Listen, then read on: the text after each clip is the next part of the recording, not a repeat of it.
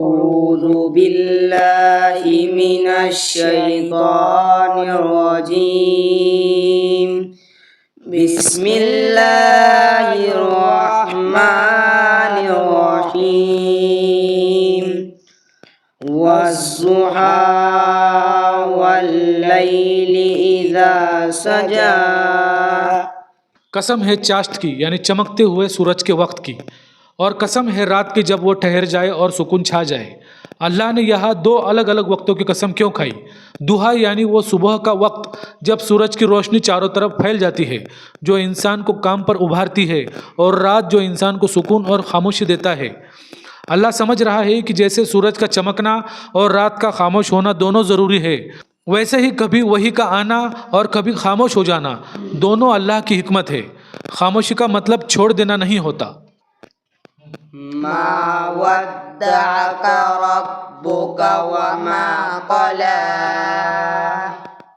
آپ کے رب نے نہ تو آپ کو چھوڑا ہے نہ ہی وہ آپ سے ناراض ہوا ہے. یہ اس صورت کی سب سے روحانی آیت ہے. کافر کہتے تھے کہ محمد کا رب ان سے بچھڑ گیا. اللہ نے صاف کہہ دیا کہ اے محبوب، میرا اور آپ کا رشتہ اٹوٹ ہے. یہ آیت ہر اس مومن کے لیے بھی ہے جو مصیبت میں یہ سوچتا ہے کہ شاید اللہ مجھ سے ناراض ہے. اللہ اپنے بندوں کو کبھی تنہا نہیں چھوڑتا.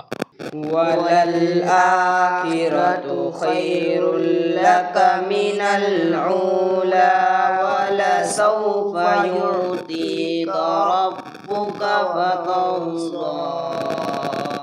اور یقیناً آپ کے لیے آنے والا وقت، آخرت کا وقت، پچھلے وقت سے بہتر ہے، اور جلد ہی آپ کا رب آپ کو اتنا عطا کرے گا کہ آپ خوش ہو جائیں گے.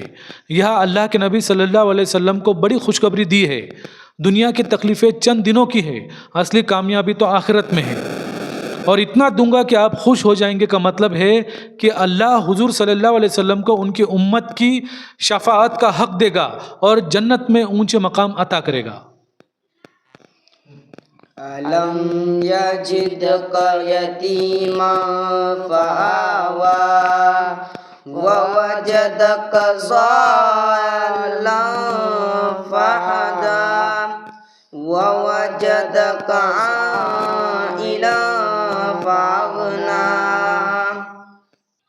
کیا اس نے آپ کو یتیم پا کر ٹھکانہ نہیں دیا، اور اس نے آپ کو راہ کی تلاش میں ڈوبا پایا تو راستہ دکھایا، اور آپ کو تنگ دست پایا تو مالا مال کر دیا. اللہ یہاں نبی صلی اللہ علیہ وسلم کو بچپن کی یاد دلا رہا ہے. جب آپ یتیم تھے تو اللہ نے دادا اور چچا کے دل میں آپ کی محبت ڈال دی. جب آپ حق کی تلاش میں تھے تو اللہ نے قرآن عطا کیا. جب آپ مالی طور پر کمزور تھے تو حضرت خدیجہ کے ذریعے آپ کی مدد کی. مطلب یہ ہے کہ جب میں نے بچپن سے آپ کا ساتھ نہیں چھوڑا تو اب کیسے چھوڑ سکتا ہوں. فَأَمَّا الْيَتِيمَ فَلَا تَقْهَرْ وَأَمَّا السَّائِلَ فَلَا تَنْهَرْ وَأَمَّا بِنِعْمَةِ رَبِّكَ فَحَدِّثْ. صدق اللہ العظیم. تو آپ بھی یتیم پر سختی نہ کرے اور مانگنے والوں کو نہ جھڑکے، اور اپنے رب کی نعمتوں کا چرچا کرتے رہے. یہاں 3 باتیں سکھائی گئی ہے. اخلاق، چونکہ آپ خود یتیم تھے اس لیے یتیموں کا درد سمجھے اور ان پر مہربانی کرے.